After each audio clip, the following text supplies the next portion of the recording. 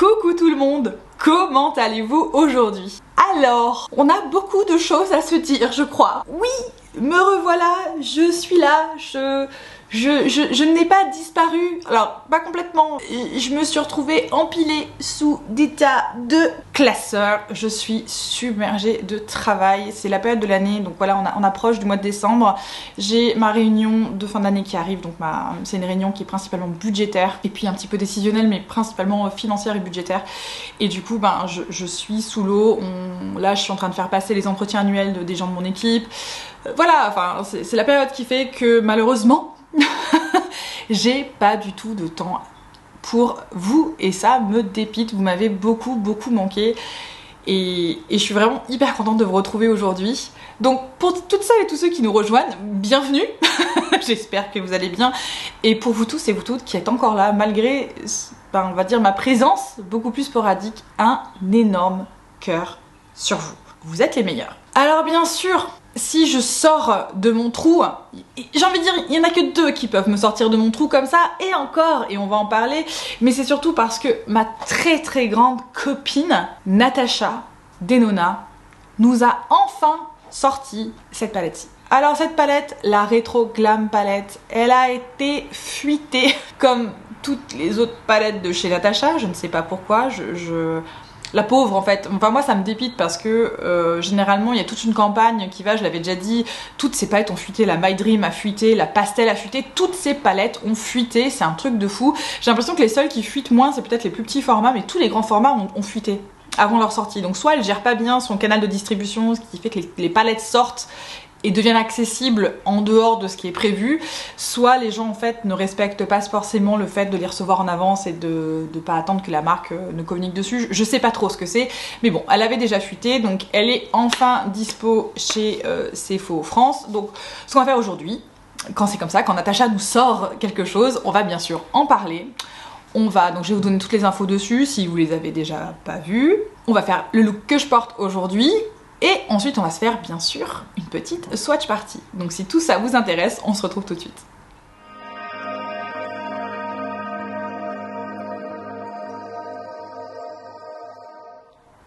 Alors oui, ça fait longtemps qu'on s'est pas vu. Effectivement, il faut que Natacha nous sorte une palette pour que moi je sorte de mon trou noir de travail. Petit aparté, avant qu'on démarre, j'avais dit en tout début d'intro là qu'il y avait potentiellement deux personnes qui pouvaient me faire sortir de mon trou, c'est Natacha et bien sûr c'est Pat.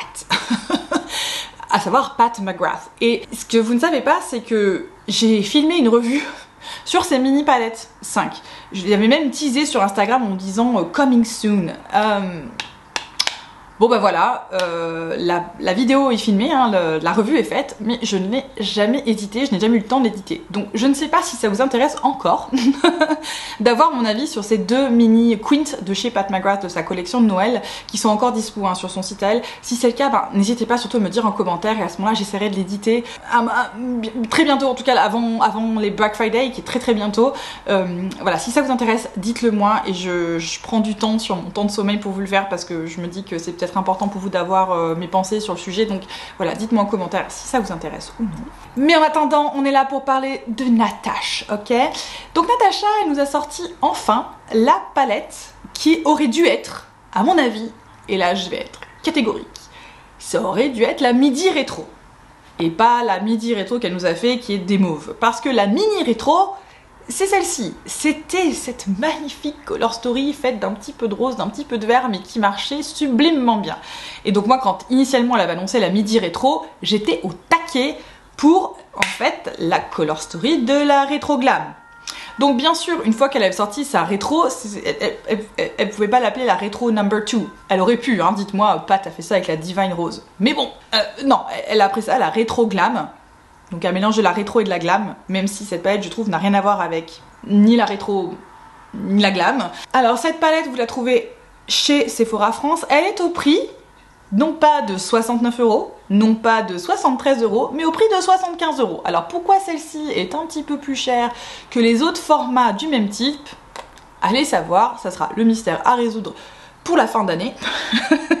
Si vous avez une réponse, n'hésitez pas à le dire en commentaire. Je me demande si c'est pas dû au packaging qui est un tout petit peu plus épais que sur ses formats précédents. En fait, la couverture, vous voyez, ce côté-là, c'est un petit peu en relief, donc peut-être que c'est ça, je sais pas, bref. Donc elle est actuellement au prix de 75 € chez Sephora France. Vous y retrouvez 15 fards et on retrouve en fait un mélange, un assortiment des fards de chez Natasha Denona, à savoir qu'on va retrouver des mats, on va retrouver des crèmes à poudre qu'on retrouve souvent dans ces formats midi. Et ensuite on va avoir un assortiment de métallisé et un format chroma crystal, ce qu'elle appelle, qui est la teinte ici qui s'appelle Flutter, qui est la teinte la plus claire. Ça c'est un chroma crystal, en gros c'est un topper un petit peu pailleté. Pour cette palette-ci, en fait, quand j'avais la mini rétro, je vais vous donner l'inspiration de mon look. Quand j'avais la mini rétro, ce que je trouvais génial, c'est qu'en fait, on pouvait faire un côté qui allait du vert au rose, puisque les teintes les plus foncées étaient plutôt vertes et les teintes les plus claires étaient plutôt roses. Donc avec celle-ci, quand j'ai vu la rétro glam, je me suis dit, je vais faire l'inverse. Donc dans ma tête, quand j'ai commencé mon look, je me suis dit, je vais aller du rose au vert. C'était ça mon idée, hein.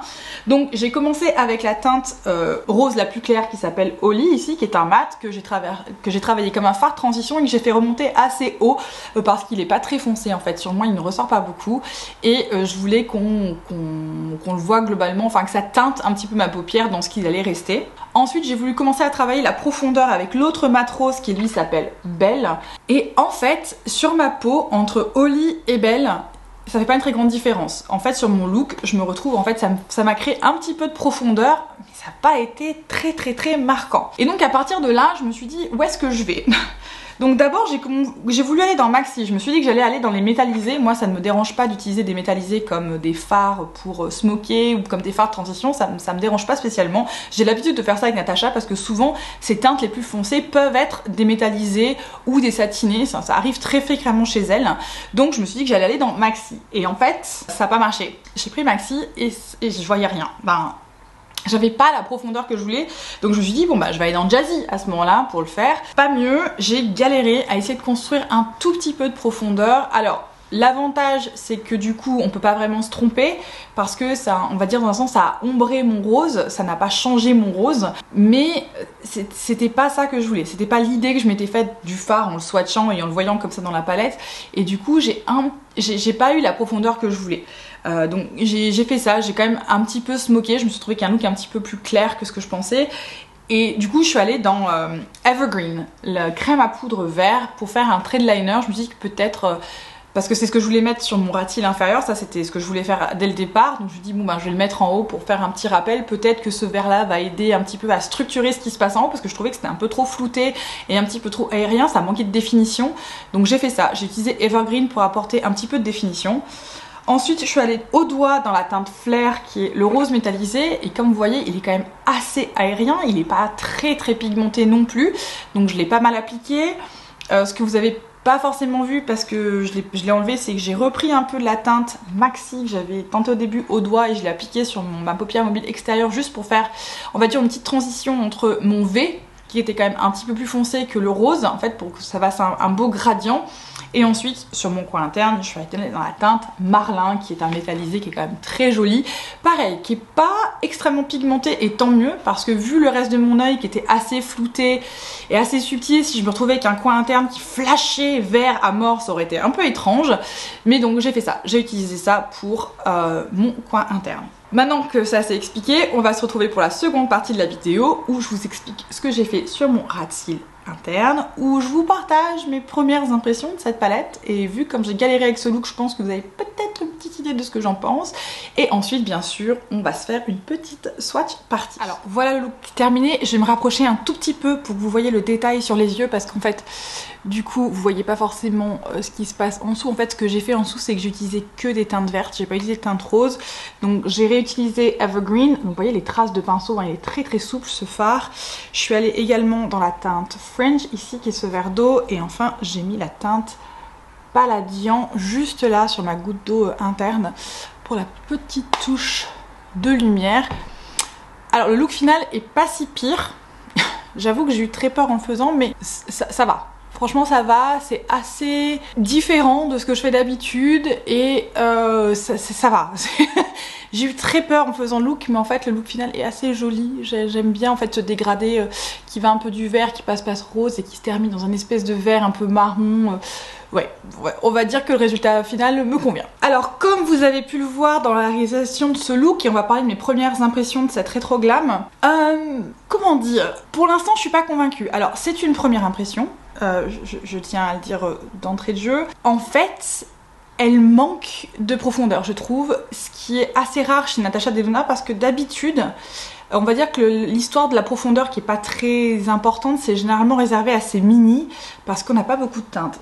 Dans une palette qui a quand même 15 fards, je trouve qu'on manque de profondeur pour faire le gradient dont moi typiquement ce que j'aime bien. En fait, je m'attendais à ce que les deux teintes que j'ai utilisées, que sont Maxi, que j'ai vite abandonné, et Jazzy ici, alors même si c'est des métallisés, moi ça ne me gêne pas, mais en fait c'est des métallisés qui sont assez clairs, qui ont assez peu de pigments, qui sont assez translucents dans un sens. Je m'attendais à plus parce qu'au swatch, ils envoyaient quand même pas mal. J'ai l'impression que comme c'est des métallisés de Natasha, il faut les appliquer au doigt, au pinceau. J'ai perdu beaucoup de cette intensité, j'ai eu du mal à la reconstruire. Et ensuite Evergreen, qui est un crème à poudre, il est extrêmement souple, et comme il est extrêmement souple, et bien du coup pour vraiment accrocher le pigment, je pense qu'il faut y aller. Et puis bon, en appuyant trop fort, en fait il faut le construire quoi, il faudrait le superposer parce qu'en appuyant trop fort, en fait j'abîme le fard tellement il est souple. Donc voilà, sur les teintes que j'ai utilisées, je suis pas convaincue. Alors j'aime beaucoup la teinte Marlin qui est ici. Je trouve que c'est un très beau vert, mais en fait il est pas trop non plus trop lumineux par rapport à ce qu'il y a dans cette palette. En fait je trouve cette palette sympa, mais il manque un petit truc pour moi. Voilà, ça c'est sur mes premières impressions. Je m'attendais à un peu plus. Et j'ai quand même pas mal galéré pour faire ce look. Alors, j'ai voulu faire un truc compliqué, bien sûr, j'ai voulu démarrer dans les roses pour aller dans les verts, alors qu'en fait cette palette est à majorité de verts. En fait, si on regarde bien, des roses, il y en a que 3. Et puis on va dire que celui-ci, ce topper qui est un peu rose, donc on va dire qu'il y en a 4 sur 15. J'ai vraiment concrètement voulu me compliquer la tâche, parce qu'en fait je pense que Jazzy et Maxi, qui sont dans les teintes un petit peu brunes, c'est quand même des teintes brunes qui tournent un petit peu vers le vert. Donc si j'avais fait un look monochromatique vert, je pense que je m'en serais mieux sortie. Et que peut-être mes impressions sont différentes. Mais comme moi ce que j'adore dans la mini rétro, c'est justement cette capacité à aller du vert au rose, je voulais voir si la rétro glam, qui se veut être la midi de la mini rétro, me permettait de faire ça dans l'autre sens, à savoir aller du rose au vert. Alors le résultat, pour l'instant je suis mitigée. Je trouve typiquement que les deux roses mat qui sont ici, une fois appliqués, en fait se ressemblent beaucoup trop. Celui-ci il est un tout petit peu plus profond. Et encore, enfin, en fait, celui-ci on voit pas beaucoup, et du coup, quand j'applique celui-là par-dessus, ben, en fait, on voit pas très bien la différence. C'est comme si j'avais jamais appliqué celui-là.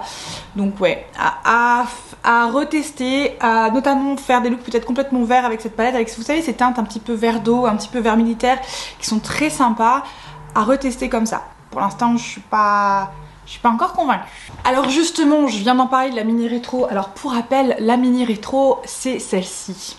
C'était cette magnifique Color Story qui nous avait sorti maintenant il y a quelques années, et où on avait donc du coup, vous voyez, ces deux petits fards mat, un qui était plutôt vert militaire, un qui était plutôt rose poudre, et puis les différents métallisés en fait. Donc on avait ce qu'elle appelle un cristal, un chromo crystal, donc ça c'est cette formulation là, et puis deux métallisés, donc à savoir un ici et un là, et vraiment cette color story là, elle était juste magnifique. Bien sûr, quand la rétro, donc la midi rétro est sortie, pour savoir la midi rétro c'est celle qui est à teinte mauve, est sortie, moi j'étais déçue de la midi rétro parce que je m'attendais en fait à avoir la midi de cette color story là qui est peut-être une de mes mini préférées. Il faudrait peut-être que je refasse un petit classement des mini de Natasha, dites-moi tout en commentaire si ça vous intéresserait de voir mon nouveau classement des mini. Je crois pas avoir déjà classé mes mini de chez Natasha.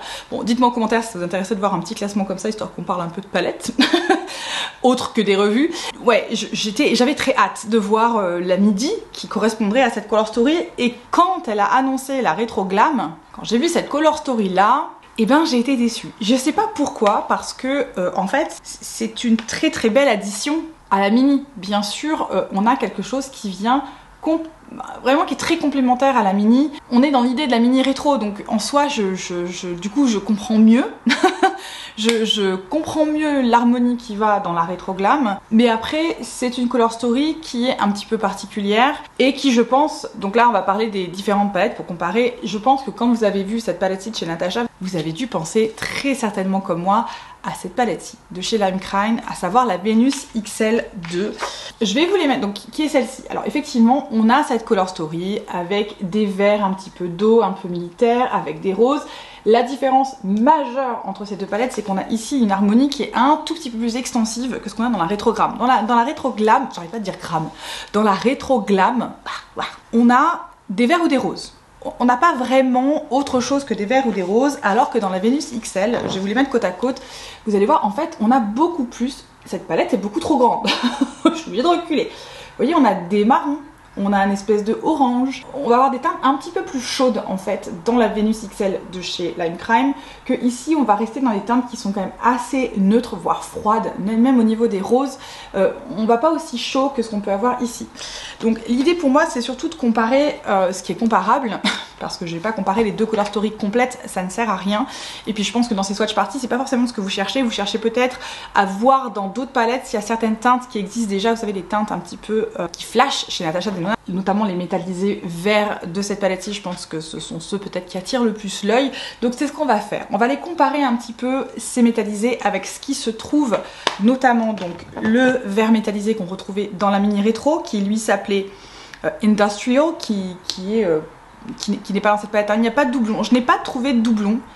Je pense qu'on a que des fards uniques, peut-être que je me trompe, j'ai peut-être pas forcément bien researché l'info, mais il me semble qu'on a que des teintes uniques dans cette palette là. Je l'ai comparé un petit peu avec une teinte comme Myth ici qu'on peut avoir dans la Venus XL, peut-être comparé Obscure qui est on va dire le mat le plus clair avec Fringe de la Retro Glam. Voilà, on va comparer un petit peu ces teintes similaires et ensuite on ira un petit peu voir dans d'autres palettes de chez Natasha ce qu'elle avait déjà fait dans ces catégories là pour voir un petit peu en termes de formulation ou en termes de coloris, à quel point la Retro Glam offre quelque chose de différent ou non. Alors comme je vous le disais, le but de la swatch party, c'est vraiment, en tout cas des miennes, je vais corriger. Le but de mes swatch parties, c'est pas forcément de trouver un dupe, une copie exacte de la palette de chez Natasha, à savoir la Retro Glam, parce que je ne l'en trouverai probablement pas, mais c'est de chercher dans ce que j'ai déjà des teintes qui sont réminiscentes de ce qu'on trouve dans la Retro Glam sur certaines des teintes qui sont les plus marquantes.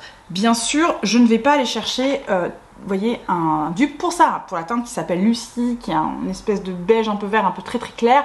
Non, je vais plutôt aller chercher, est-ce que je vais trouver un verre d'eau comme ça quelque part d'autre, dans une même palette, hein, si je vous sors 15 palettes pour reproduire cette palette, ça vous coûtera moins cher d'avoir celle-ci que d'avoir les 15 autres, hein, c'est pas non plus le but. Soyons concis et précis. Je voulais commencer à swatcher, bien sûr, les teintes vertes métallisées parce que c'est les plus... Pour moi, c'est celles qui sont le plus mises en avant dans cette palette-ci. Quand elle a présenté la palette, quand elle a fait des swatchs, en tout cas toutes les dernières stories, ce sont ces verts-là qui sont mis en avant et ce sont de très belles couleurs. C'est celui que j'ai typiquement sur mon coin interne. Donc c'est celui-ci par exemple sur mon coin interne supérieur et celui-ci pour mon coin interne, ma goutte d'eau inférieure. C'est ces teintes-là qui sortent un petit peu du lot parce qu'elles sont très lumineuses, elles attirent beaucoup de lumière et leur coloris est quand même un petit peu singulier. On ne trouve pas ce genre de vert dans toutes les palettes. Parce qu'on est dans une color story comme celle-ci, on est plutôt dans des verts, on va commencer par les verts. Donc je vais commencer par swatcher. Donc bien évidemment Palladium, pardon, je dis Palladium mais c'est pas Palladium, hein, c'est Palladian qui est ici, Marlin qui est ici, et je pense que je vais aussi venir swatcher du coup deux mats. Je vais venir swatcher Fringe qui est ce vert d'eau très clair que j'ai utilisé sur ma muqueuse inférieure, et Evergreen qui est un crème à poudre mat vert. Et c'est ainsi, je vais venir les comparer à ce qu'il peut y avoir de semblable dans la Venus XL 2. Donc si vous vouliez faire par exemple un look vert monochromatique dans ces sous-teintes de vert, et bien à ce moment-là je vais les comparer. Donc les deux métallisés, je n'aurai pas un métallisé aussi foncé que Marlin, ce qui est celui que j'ai utilisé ici dans mon coin interne, je le trouve assez foncé. Le plus clair ça va être Myth ici, que je vais utiliser, que je vais comparer à Palladium probablement. Et puis je vais comparer avec Ivy, j'en ai que deux en fait, hein, des verts métallisés dans celle-ci, donc je vais comparer ces deux teintes. Et ensuite je vais comparer Obscure et Sage, qui sont les deux verts les plus foncés mat de cette palette, pour les comparer à ce qu'on trouve dans la Retro Glam. Alors de ce côté-ci, on a ce qu'on a chez Natasha Denona avec la Retro Glam, et ici c'est ce qu'on a ici dans la Lime Crime Venus XL 2. Alors, je ne sais pas si ça va vraiment se voir à la caméra, mais en fait dans la vraie vie, là on va le voir. Les sous-tons sont vraiment hyper différents. Chez Natasha, on est sous des verts qui sont quand même un petit peu froids, vous voyez, qui tirent un peu vers le marron. C'est assez marrant. En fait, c'était vraiment des teintes vert d'eau. Hein. Je sais pas comment dire autrement. Ça, c'est un peu vert militaire. Ça, c'est Evergreen. C'est le crème à poudre. Et puis, même les deux métallisés, vous voyez, celui-ci, il est assez froid. Il est limite un peu bleu. Et ensuite, Marlin, que j'ai utilisé moi dans mon coin interne, vous voyez, tourne quand même un petit peu vers le bleu, en fait. Alors que dans la Lime Crime, on a quand même des choses qui sont assez vertes. Alors, c'est marrant, ce teintis que je pensais être un mat, en fait, il a plein de petits flecks. Du coup, on a l'impression que c'est un satiné. Ce mat-ci, il est un petit peu faible. Hein, j'ai dû quand même beaucoup swatcher. Et ensuite, ici, c'est pareil, c'est plutôt un topper. Je l'ai beaucoup swatché pour avoir ce résultat-là. Et là, vous voyez, c'est une espèce, limite un petit peu un duo chrome à la fin, qui est peut-être celui qui ressemble le plus en termes de texture. Ensuite, la différence majeure entre les deux, c'est une histoire de texture. Les fards Lime Crime, on n'est quand même pas sur le même type de fard. Je dis pas que les fards Lime Crime ne sont pas bons, je dis simplement qu'ils sont pas pareils. Natasha Denona, c'est quand même une certaine catégorie, c'est un certain type de fard. Alors, ils ne conviennent pas à tout le monde. Je sais que les crèmes à poudre peuvent poser des difficultés à certaines personnes. Moi, je trouve que ce sont des fards qui sont extrêmement simples à travailler et extrêmement simples à dégrader. Vous voyez, même si j'ai galéré en fait à essayer de faire un truc cohérent sur mon œil et avoir l'intensité que je voulais, en fait, c'est pas lié au fait que le fard ne performait pas, c'est simplement que le fard avait pas autant de pigments que ce que j'espérais. Par contre, le fard a très bien performé et s'est très bien dégradé. En soi, c'était pas un problème. Donc voilà pour la différence majeure entre les deux. Et ensuite, je vais vous swatcher juste ici la teinte de la mini rétro, donc le métallisé vert de la mini rétro, et je vais vous le mettre sous Marlin, qui est donc ce que j'ai mis moi sur mon coin interne, donc c'est de ce côté-ci. Donc voilà, je vais vous le mettre juste ici pour que vous voyez la différence de profondeur. Donc il est un petit peu plus gris dans la mini rétro, mais regardez la profondeur et la texture, la différence de texture entre la rétro glam et la mini rétro.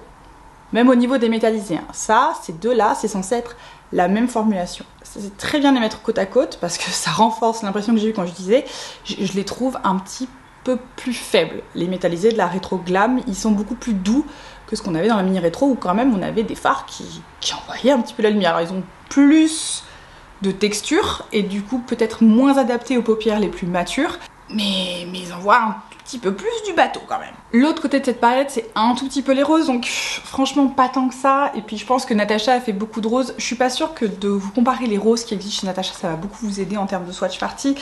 Même ce qu'on a là-dedans, en fait, les roses sont un peu plus claires ici, et ce qu'on a de plus foncé dans cette palette-ci, ce sont plutôt des marrons et des oranges. C'est vraiment pour moi une distinction notoire, même si les harmonies se ressemblent de loin. Je pense que dans la réalisation d'un look, c'est quand même très différent, parce que là on va avoir des choses qui tournent vers le chaud beaucoup plus vite que par exemple ce que j'ai fait aujourd'hui, où en fait le rose est assez neutre pour bien se marier avec le vert.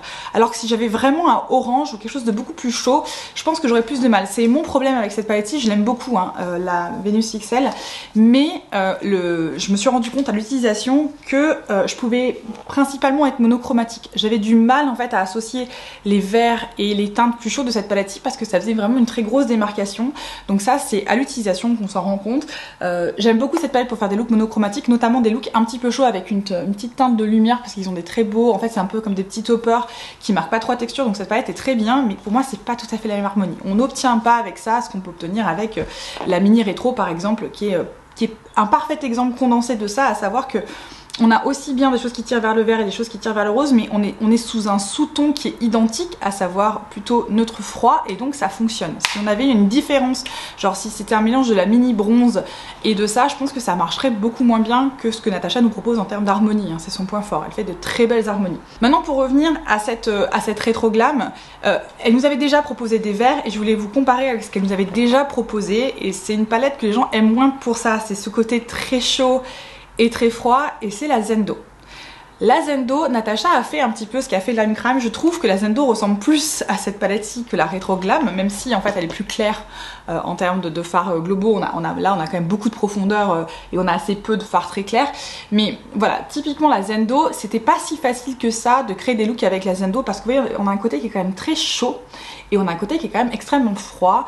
Et je sais pas vous, alors moi typiquement, comme je suis pas bonne, hein, clairement je suis une amatrice, j'aime bien la Zendo, mais ce que j'avais trouvé difficile avec cette palette-ci, c'était justement de combiner ce côté assez froid avec ce côté très chaud. Par contre, en monochromatique ici, donc typiquement ce quad qui est juste là, ça vous fait des looks du feu de Dieu. Et je voulais comparer donc ce quad vert avec le quad vert que je viens de vous présenter de la rétrogramme, pour que vous voyez en fait la différence de profondeur cette fois-ci. De ce côté-ci, on a donc la Retro Glam. J'ai juste rajouté le fard Ose, qui était ce dernier métallisé que j'ai pas utilisé, qui est un petit peu plus foncé, qui est un petit peu, on va dire, dans la même teinte que Evergreen. Hein. On est très très proche, mais vous voyez qu'il n'est pas beaucoup plus lumineux qu'un mat. Hein. Il est assez satiné ce métallisé. C'est présenté comme un métallisé, mais c'est plutôt un satiné, je trouve. Et ici, on a ce qu'on a dans la Zendo, donc le quad que je vous ai montré dans la Zendo. Donc on n'a pas la même profondeur. Alors la différence ici entre les deux, c'est qu'ici c'est un mat et ici c'est un crème à poudre. Voilà, c'est la seule différence, parce que sinon en termes de teinte, sur mon teint de peau à moi, la différence elle existe quasiment pas. Par contre le crème à poudre qu'on a dans la Zendo est un petit peu plus pigmenté. Vous voyez là j'ai quand même plusieurs passages, alors là j'en ai qu'un seul. Et puis il est quand même beaucoup plus vert, hein. Je sais pas si ça se voit. Vous voyez ici on reste sur quelque chose qui est assez gris-vert, alors que là on est quand même quelque chose qui est quand même plutôt sur du vert un peu forêt.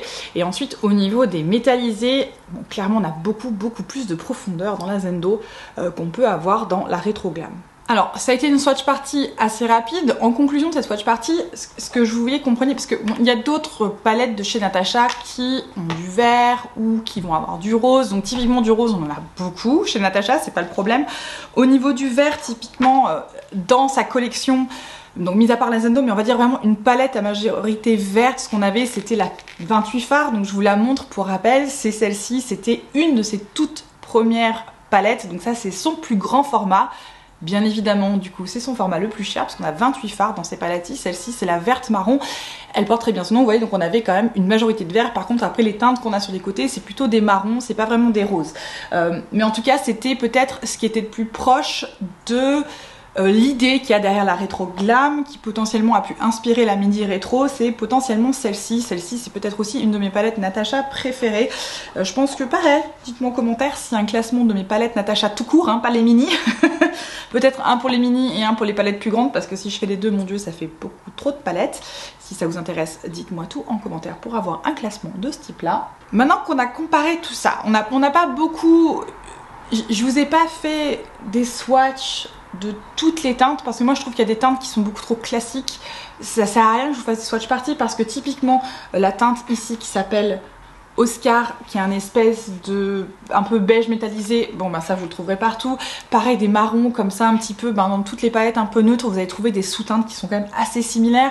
C'est pareil pour les roses, donc c'est pour ça que je vous ai plutôt concentré vers les verts, qui sont peut-être les palettes qui sortent le plus du lot dans cette palette-ci. C'est un petit peu ces verts d'eau, un petit peu pastel mais pas trop, puis la combinaison du rose et du vert, bon bah ok, cette harmonie est un peu spécifique.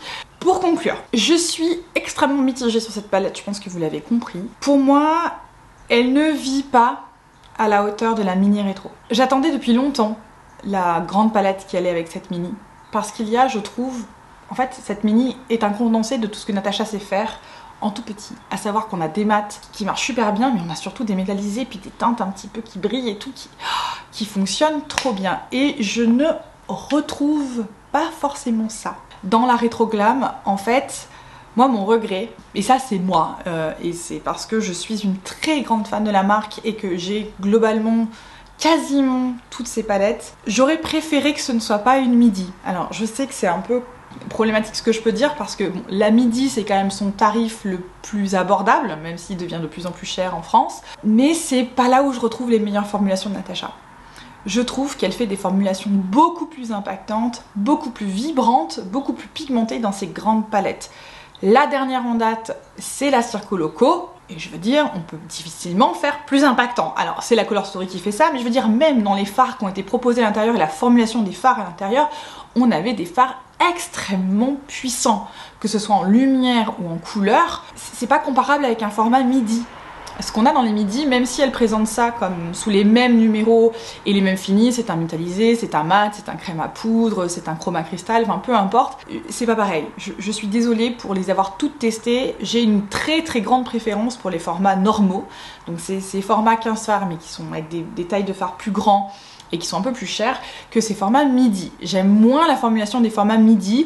Je trouve qu'en fait les métallisés, donc typiquement ces lumineux, sont moins impactants dans ces formats midi. C'est un avis qui est très personnel, donc du coup quand j'ai su que c'était un format midi, alors déjà quand j'ai vu la Color Story j'étais là genre ouais.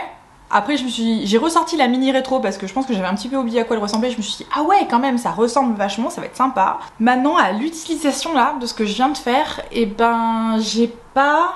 Genre ça aurait été un crème à poudre genre rose un peu marron foncé qui a vraiment de la profondeur, qui permet vraiment typiquement de faire un smoky, ça aurait été parfait.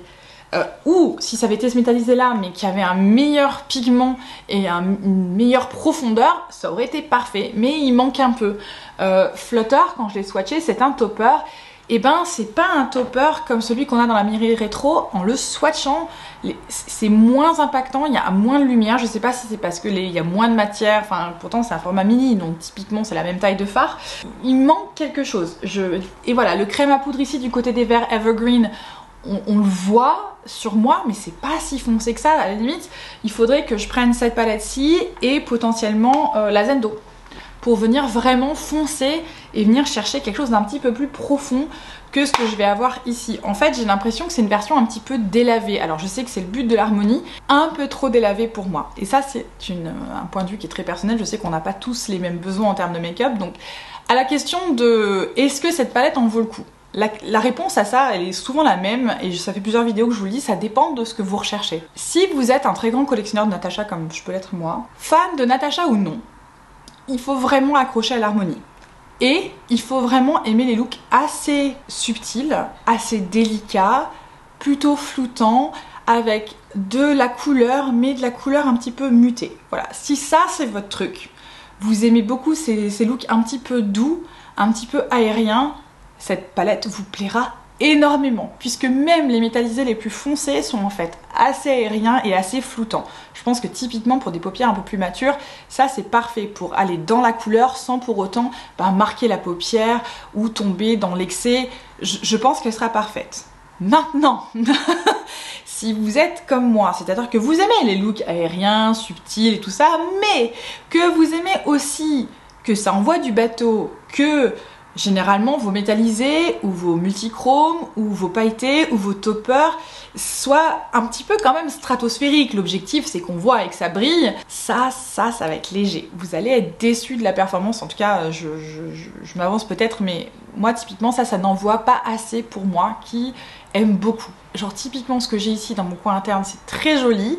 Je suis très satisfaite du résultat, mais ça aurait envoyé un tout petit peu plus. Je pense que ça aurait sauvé l'opinion que j'ai globalement pour l'instant de cette palette. Il manque un petit peu pour moi. Donc c'est très sympa. Je pense que ça c'est plutôt une palette printanière. Donc c'est sa sortie hivernale. Ça manque un peu pour être sortie hivernale. Ça par contre au printemps je pense que ça va être très très beau. C'est typiquement à ce moment-là que je vais sortir celle-ci. C'est typiquement à ce moment-là que je vais sortir celle-ci.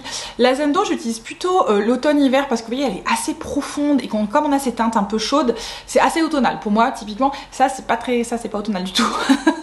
c'est pas assez profond pour être automnal et c'est clairement pas assez profond pour être hivernal. Donc bon, c'est très joli.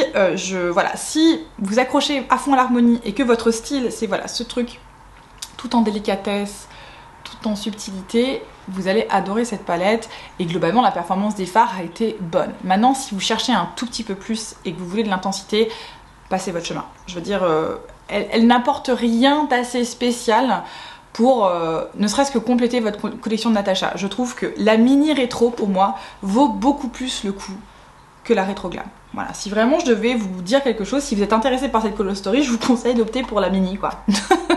Parce que elle vaut carrément le coup. Et les fards qu'on a, on a 5 fards, mais c'est les 5 fards qu'il faut. Là, les 15 qu'on a, ils sont très bien, mais ils sont pas forcément nécessaires.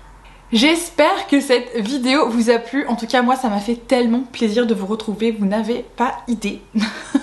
Vous n'avez pas idée. Si c'est le cas, bien sûr, n'hésitez pas à laisser un petit pouce et surtout, dites-moi tout en commentaire. Est-ce que vous avez craqué ou non sur cette palette? Parce que c'est vrai que dès que Natasha nous fait quelque chose, généralement on saute dessus, mais est-ce que vous avez franchi pas ou pas? Si oui, qu'en pensez-vous? Parce que moi ça me dérange pas que nos avis divergent, donc dites-moi tout en commentaire. Si cette palette vous fait vibrer, dites-moi pourquoi. Et au contraire, si vous l'avez et que vous êtes un peu comme moi, n'hésitez pas aussi à partager votre expérience. Et si ce n'est pas déjà fait, bien évidemment, abonnez-vous, ça me ferait tellement plaisir que vous soyez avec nous. Alors, n'hésitez pas à vous abonner, vous voyez, je ne vais pas vous submerger de vidéos.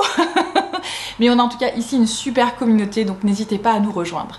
Et vous savez que dans tous les cas, je vous souhaite à vous tous et à vous toutes une très belle journée et une excellente soirée. Ciao ciao!